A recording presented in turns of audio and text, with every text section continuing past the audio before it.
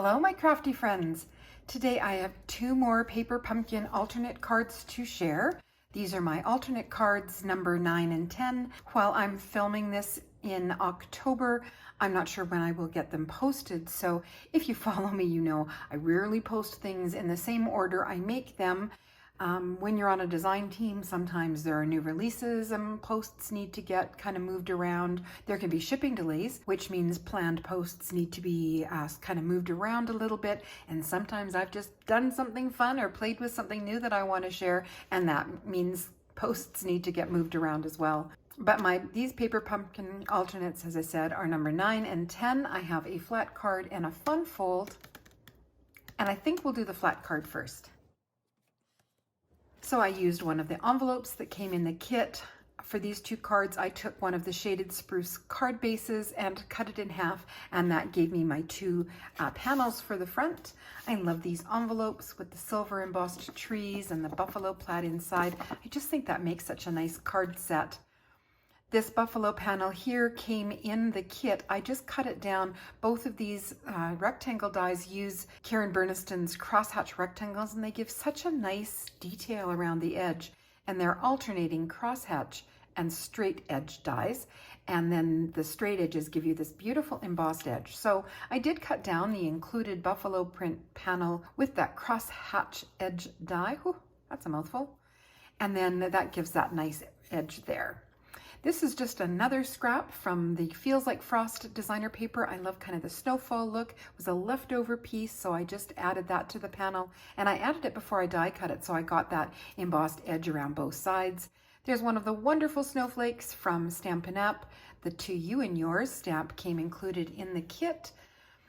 Peel off snowflakes. Everything that's available is linked on my blog, which is in the description box below. The buffalo plaid circle underneath the snowflake came included in the kit, and I used Divinity Designs scalloped circles to break up the background a little bit and make it all pop. And I did use thin foam tape to pop up the Merry Christmas and dimensionals from the kit to pop up my little snowflake circle. Now the Merry Christmas and the Merry Christmas shadow are from Karen Burniston. And inside, I just used some bits and pieces that were sitting on my stamping table. Other than the pattern paper, this is the Holiday Bash. It is from Recollections. I've had this pattern paper for a couple of years. Oh my gosh, I have so much fun with it. There's just such fun patterns in it, and I really like the colors. They're non-traditional. While you still have green and red, the shades are just a little bit more pink and teal, and yeah, I really like this paper pad. So that's what that one looks like, and that is the panel that I used inside here. The red banner came in the kit, and the green circle is just a fall away piece from the Circle Charm pop-up card that I've shared already. So rather than let that go to waste, it has a nice kind of pierced detail around it. I thought I would just add that. And the snowflake, I'm pretty sure that was a Martha Stewart punch, but the snowflake was just sitting on my stamping area from a different project. I had been making some Christmas cards to share in December, so that's where that snowflake came from. And both of them were sitting there, and I thought I would just use them, and it dresses up the inside a little bit. Then the lovely stamp, of course, came in the kit. So there's one of the alternates. And then here is my fun fold card, number 10. Again, I used one of the envelopes from the kit. I used some of the leftover cut pieces from the envelopes that I did sacrifice. Green stitched oval and the mini stitched scalloped are both from MFT. If they are available, I will link them on my blog. And then the silver foiled peel off stickers will also be linked.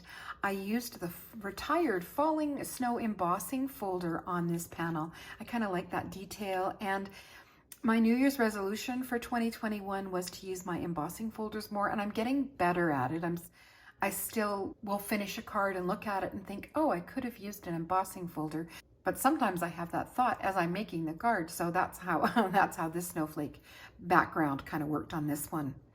I sprayed the top oval, the green one, with my shimmer spray, and I remembered not to do my vellum trees, even though I wanted to after how badly they curled when I shared my last cards. And then inside, it is a tunnel card.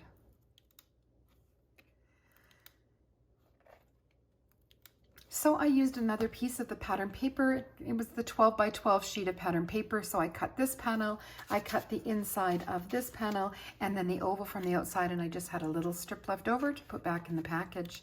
I did use a die for this. This is the 3D drop-ins die. It is from the Stamps of Life, linked on my blog if you are curious, but you do not need a die. It's just 4 equal panels. You just choose what size you wanted your inside panel to be. This one is a little bit smaller than the card panel, so there's an even border all the way around. And then you fold it in half and then open it up, bring each side in to match up that center fold, open it up, and you have 4 card panels, and you just adhere the outside panels to your card. So that gives you this fold-away piece inside. Now what I did before I adhered this down is I used my crosshatch oval dies by Karen Burniston, and I cut an oval away. That fall-away oval can be saved to use on another card, and then I cut a larger one from a remaining piece of the pattern paper. You can see the crosshatch edge there, and added that inside, just so when you open it, it's not just the bright white, but that's a cool look too. You can pop up things inside. I have lots of fun with this technique, and it's so easy. We have 2 more of the silver foiled labels that came included in the kit. Here's one of the wonderful snowflakes. Now I did have to cut it in half because I have the fold of the card. I also have this fold of the patterned paper inside the oval, and to add another fold, everything just buckled.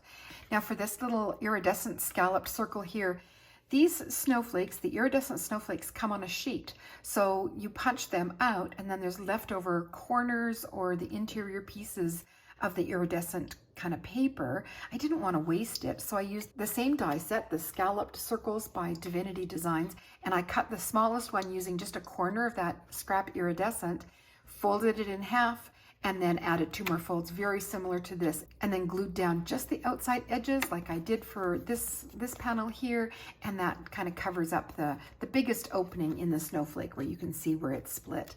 But you don't have to add a snowflake, you can add something else, you can add a sentiment. And then the holly, there is one of the pattern papers in the kit is a 12 by 12 with a huge wreath, which I couldn't use. It's even cut down to A2 panels or slimline panels. You lose the whole wreath look. Like, it's definitely made for a 12 by 12 scrapbook page. But what I have been doing is fussy cutting out the holly from it. Now with this type of card, you have to watch what you put on. I couldn't tilt the holly to angle more the way I would have liked, because you can see these come very close to the edge of the card just where they are placed. So when you are making a tunnel card like that, you do have to kind of be careful using wet glue, and then close and make sure it stays within the confines of your card. But that is how I finished off this. I'm not a Stampin' Up! Demonstrator. I don't have any of the Shaded Spruce cardstock. Enjoyed using it for this kit, but it's not a color that I needed to add to my collection. And you know I love my pattern paper, so I was happy to find a pattern paper in my stash that matched so well. So there is my card number 10. I will be back with more alternates here on YouTube as well as on my blog. For the flat alternates that don't have any pop-ups or interactive feature, I will just be posting those on my blog and not doing a YouTube video on them. If you enjoyed my cards today, please give my video a thumbs up and subscribe to see more. And that's it for me today.